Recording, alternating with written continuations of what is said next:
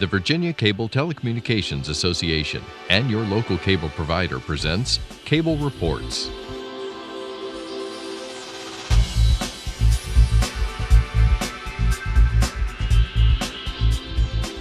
Join us now as Cable Reports brings you up to date on current issues facing the Commonwealth through discussions with your local legislators and other policymakers from across Virginia. Welcome to a special edition of Cable Reports, brought to you by the Virginia Cable Telecommunications Association. And a very warm welcome to Annette Boyd, Director with the Virginia Wine Board. Welcome. Thank you, Woody. Thanks. Well, you know, it's interesting. I've done a little reading recently, and I didn't realize how vibrant the wine industry has become here in the Commonwealth, and how rich its historical perspective is. Tell us a little bit about the history of wineries in the Commonwealth. Sure. The Virginia has actually a very rich history for the United States, in some cases even more so than some of the more well-known wine-producing states. It was before there was tobacco, when we were a colony of England, they really thought, when the settlers came here, they would see vines growing wild in the trees, grapevines, and thought, oh my gosh, we can quit exporting wine from the French and grow our own wine. Great idea. And they made it mandatory that every male settler plant at least 10 vines. It was called Act 12 in Jamestown. And unbeknownst to them, European grapevines really wouldn't develop at that time because of some disease and pest pressures that they didn't understand at the time. So that never really developed. Thomas Jefferson came along and equally was passionate about developing a U.S. wine industry. He really is known as the father of the Virginia and U.S. wine industry today, and that was really the only thing he ever considered a failure in all of his endeavors, was to create that vineyard on his site at Monticello. Most of the wine producing in Virginia died during Prohibition, and it didn't come back again. The modern Virginia wine industry didn't really start its resurgence until the 1970s, when 6 wineries started. And today we have over 230 wineries in Virginia. That many, 230. And we rank 5th in the country in wine production. Now, how do we compare internationally?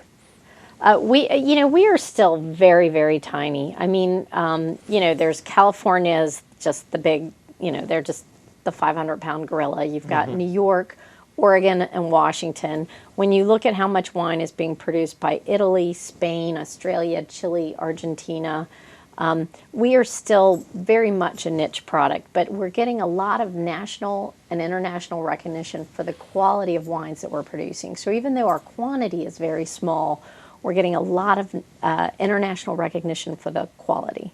It's kind of interesting you mentioned Prohibition and its impact on winemaking. I understand that at least some distilleries, maybe not in the Commonwealth, were able to survive because of the sacramental use of wine through a lot of religious institutions. It's true. That was a lot of California wineries. They produced sacramental wine, and there were some wineries, although, Virginia being the Bible Belt, I think most of the vineyards, I forgot how many acres there were before Prohibition, but all but like 30.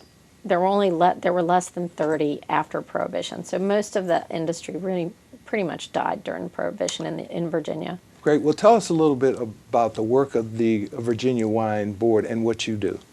Sure. The Virginia Wine Board is a governor-appointed board. The excise taxes that Virginia wineries pay to the state come back to them through the efforts of the Virginia Wine Board. Through the Code of Virginia, the budget that the Wine Board receives, 1/3 of it is to be used for research and education. 2/3 of it is to be used for marketing. So our office really manages the marketing efforts of the Virginia wine industry on behalf of the Virginia Wine Board. So there's no relationship with alcohol beverage control, for example?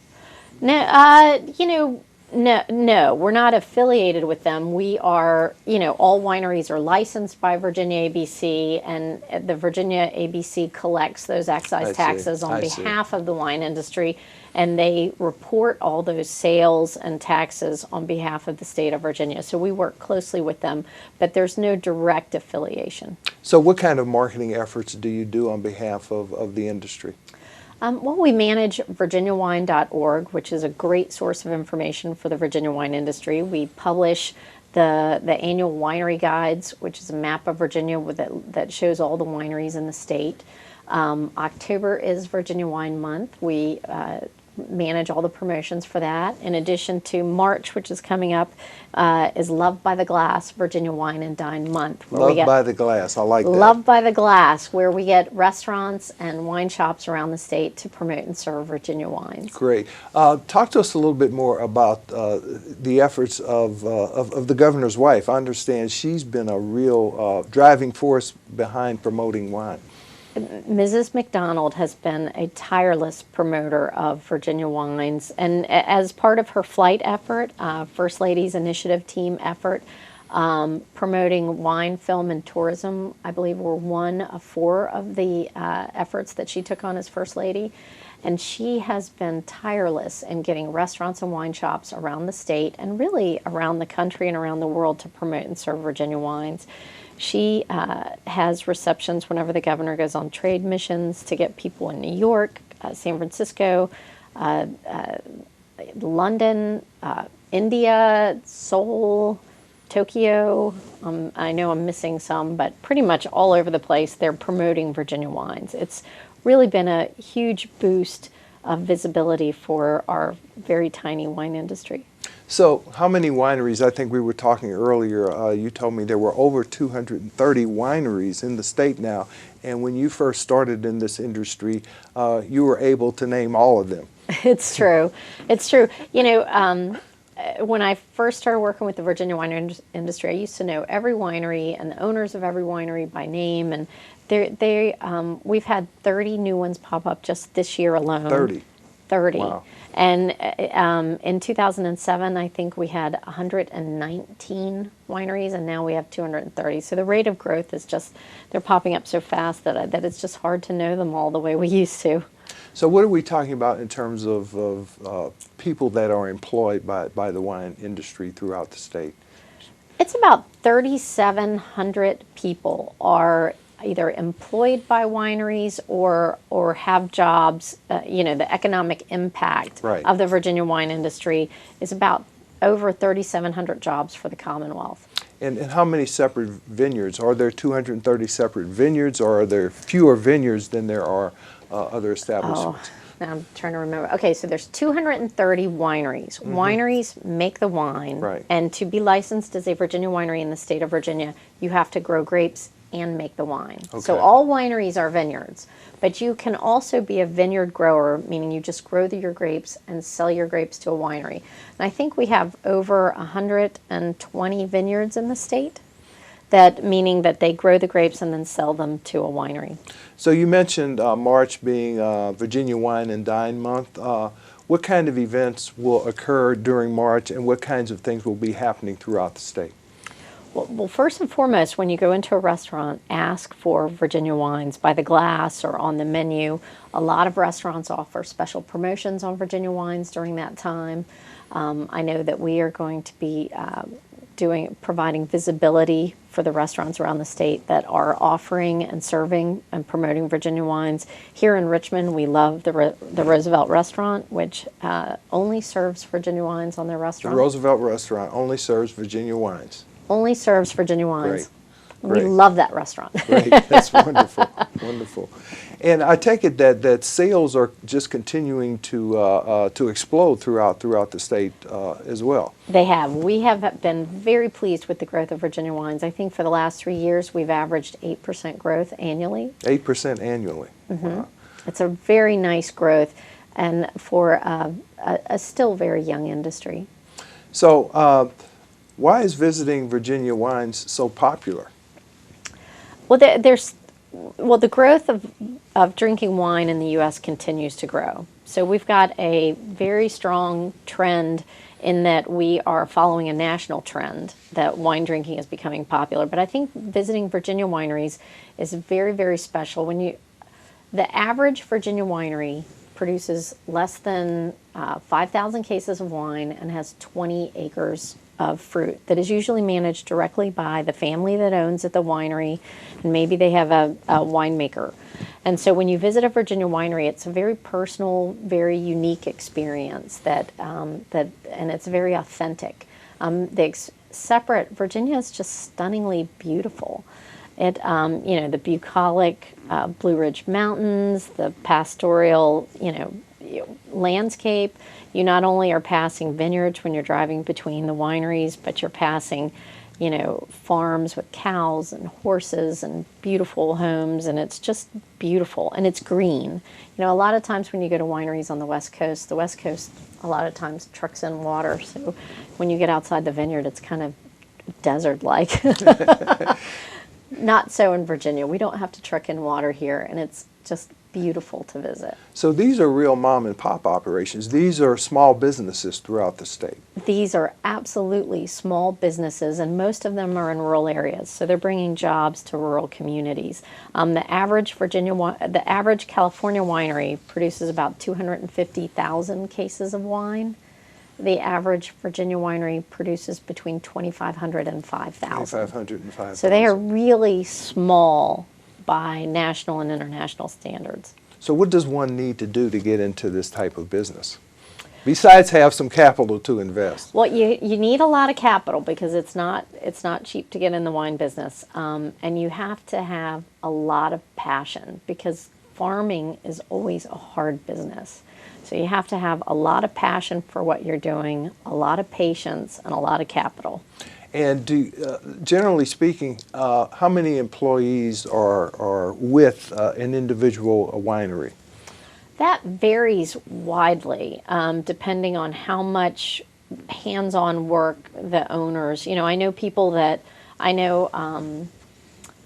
who have a 20-acre vineyard, and he and his wife do most of the work themselves on the vineyard.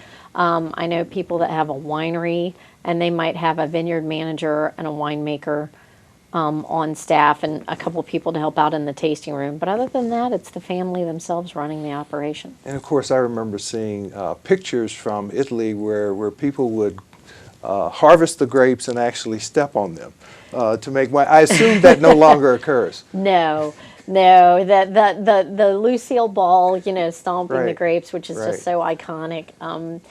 You can do that for PR, but they have big commercial presses that press the fruit now. It's much better for the fruit. So what kind of equipment does one have to create a good wine? Well, you usually have, it's called a bladder press to press the juice. You've got the containers to capture the juice. And then you have tanks where you ferment the fruit. You add yeast to take the sugars from the grape juice and turn it into wine. And from there you can either age it in the tanks or in the barrels. And you've got filters because once the wine is made, you don't want the yeast. You don't want the yeast ending in the final product. So filters, and I'm sure they have lots of other little pieces of equipment to help them. But that's the big things. Winemaking at its very best is very simplistic. Well, what about the season for growing grapes? When does that begin and when does that end, generally speaking? It's depending on the size of your vineyard. It's a year-round process. People in January, February, right now, you start pruning your vineyards. You want to prune the vineyards while the vines are dormant, so that way, if in March or April, when bud break occurs, you've already pruned when you prune, that sets the tone for how the vines will grow. So based on what your production needs are, you start pruning now so that when spring occurs and the grapes start growing, you're already begun training the vines to grow the way you want them to. Depending with the sun and the rain, you tend to manage those vines all year long to control optimum sun exposure. So sometimes you're out pulling leaves. If the vine is growing too hardy, you might prune it again in the summer because you want the energy going into the fruit, not into the leaves, to make the best caliber fruit for the wines. And then, of course, harvest is always October through, it starts in August and goes through October. And is it pretty labor intensive, or are there machines that have been developed to take those grapes off the trees? There's both. The larger wineries, I think there's 2 wineries in the state that have mechanical harvesters. And you have to have a lot of fruit, I think, to make that, like 100 acres or more to make that economical. The rest of the wineries, all the fruit is handpicked. Wow. And there are various regions of wineries throughout the state, are there not? There are 9 wine regions in the state, and we have 7 AVAs, American Viticultural Areas, that are classified by the Tax and Tobacco Agency of DC. And in fact, we had 6 AVAs, and a 7th one, the Middleburg AVA, just came on board last year. So we're very pleased to have a new one in the Commonwealth of Virginia. And are wineries regulated in terms of quality or anything like that? Not in terms of quality, but wine, alcohol is one of the most regulated products out there. And so, yes, they are regulated and monitored in terms of the quantity that they're producing. There are certain standards for the way you make the wine and licensing. But within winemaking, there is a wide range of quality. We're getting a lot of recognition for being on the high end of that quality. And is the licensing done at the state level? It's at the federal. All wineries have to be licensed through TTB, the federal level, and then also through Virginia ABC. Now, what is TTB for our viewers? It's Tax what is it? Tax and Tobacco Bureau. Okay. It used to be BATF, and then they Alcohol. divided Homeland Security Okay. and created 2 agencies out of one. Okay, what does that licensing process consist of, if you know? In its simplest terms, you apply to the feds and to the state for the license to be able to manufacture wine. Mm-hmm. And I'm sure it's much more complicated than that, but after a thorough review of your equipment and your process and your licensing, they approve it. And I assume there's a fee associated with that. Of course, there's a fee. Licensing process. Yeah. And there's a fee for the license itself, and then there is a tax that you pay both to the state and to the feds for how much you produce. And is that annually? You Yes. pay that fee? Correct. Now, there are different types of grapes, obviously, that produce different types of wines. Can you talk to us about that? All I know about wine is that there's white wines and there's red wines. Well, just like apples, Granny Smith apple is going to taste very different than a Golden Delicious. The same is true in wines. Grapes, you have white grapes and you have red grapes. And in Virginia, for white wine varieties, Chardonnay and Viognier are the 2 white wines that are very popular here. The grapes grow very, very well in Virginia. For red wines, Merlot, Cabernet Franc, and Petit Verdot have shown to grow very, very well in the state. And that has really given us an edge in producing some amazing red wines. Those are all blending grapes in the Bordeaux region of France. And so we have been producing some amazing reds that are very Bordeaux-like in style. Now, do you have an opportunity to travel the state and visit the various wineries throughout the year? I do. It's a rough job, but somebody has to do it. I do. It's hard to work and to promote them if you don't know what they're going through and what they're producing. And so, yes, we do go out and visit a lot of wineries. We do see what they're doing. And every time you visit a winery, when you hear about a winery, you have one perception. When you taste their wines, you have another perception. When you actually go to visit them and you see where the grapes are grown and you meet the people that are growing and they talk to you about what they're putting in the bottle, the experience is totally different. And I can't emphasize enough how fun and how inspiring it is to go and meet those folks that are doing that here in the Commonwealth. Well, something that's a lot of fun and very inspiring that you are working in collaboration with is the celebration of the sesquicentennial of the Civil War. And I understand that you are helping to sponsor sort of a tour, if you will, relating to that, along with the wineries that happen to populate the areas that the Civil War took place in throughout the Commonwealth. It's true. You know, the Virginia was ground zero for the Civil War. I forgot of the 1,400 skirmishes. You may know the statistic better than I. Over 700 or 800 were here in Virginia. I think the next even closest state in terms of the number of skirmishes was Tennessee, and they're half the amount of what was here in Virginia. So Virginia, with the sesquicentennial and commemorating that very important time in Virginia's history, there is no real connection between wineries and the Civil War. Right. But what we found is a lot of people who are interested in the Civil War and interested in history are also interested in wine. And if they aren't, usually they have a traveling partner who may be. And so we find that visiting the battlefields, they're sprinkled all over the state, and usually you find wineries in nearby those. And we thought it would be interesting to package while you're also visiting some of those very historic battlefields to also visit some wineries in those areas. And it's turned out to be a very popular promotion. Great, great. Now, someone's looking for more detailed information about wineries, retail establishments like that. Where's the best place to go and gather that information? Well, two areas. First, our website, virginiawine.org, has a wealth of information. It lists every winery, their tour hours, the wines that they produce, directions, maps, a ton of information on the wineries. Also, the over 500 events annually, festivals.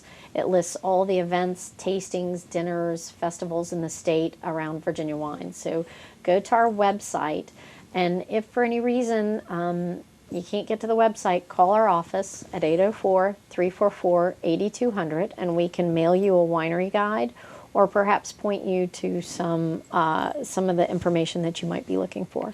Now, you mentioned the governor's efforts and the First Lady's efforts earlier, and of course the governor has touted agriculture. I think we export a lot of soybeans, for example, to China, but I was pleased to learn that we're starting to export wine there as well.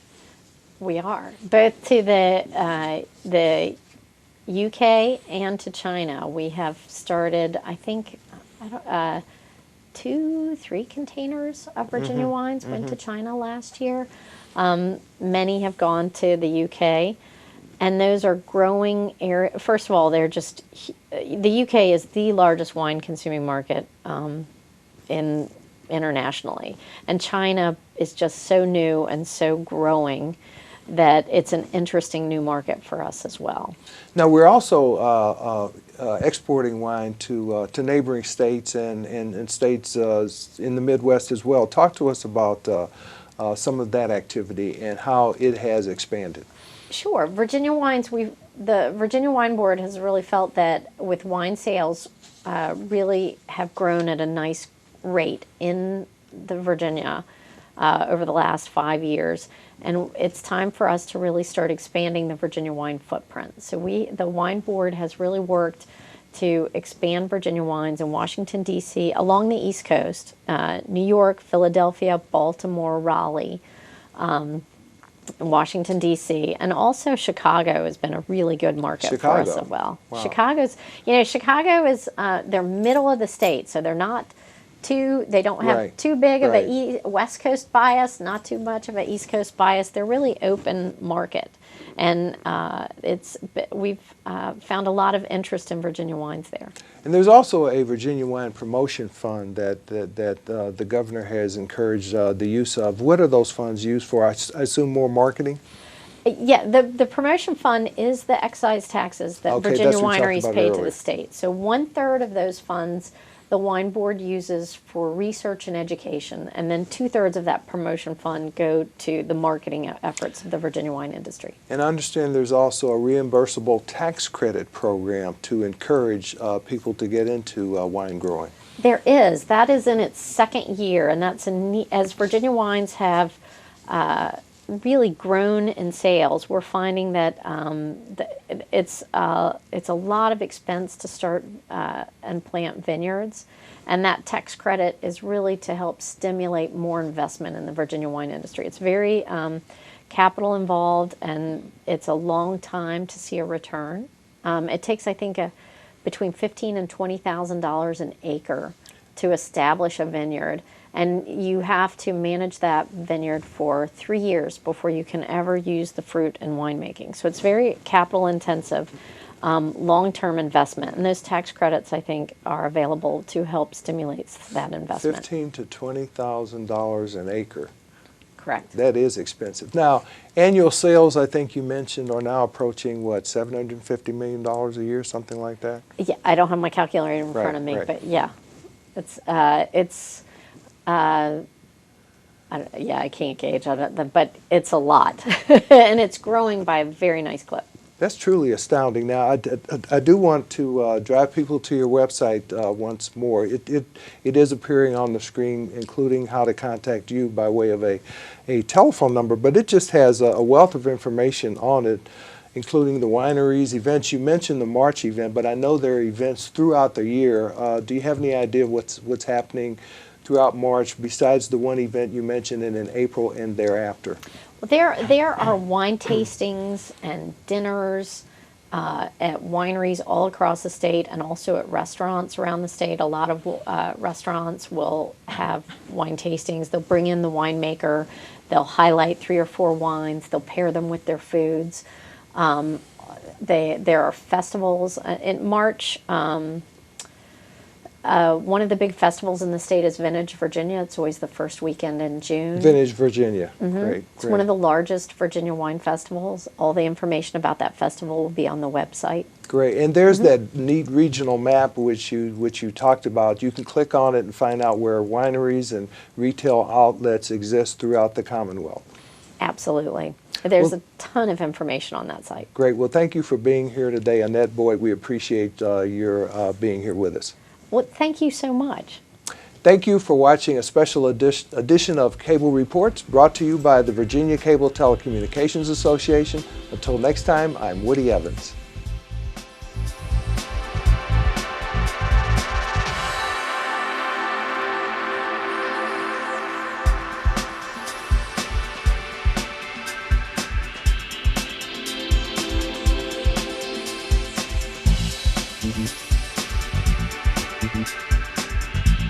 Mm-hmm.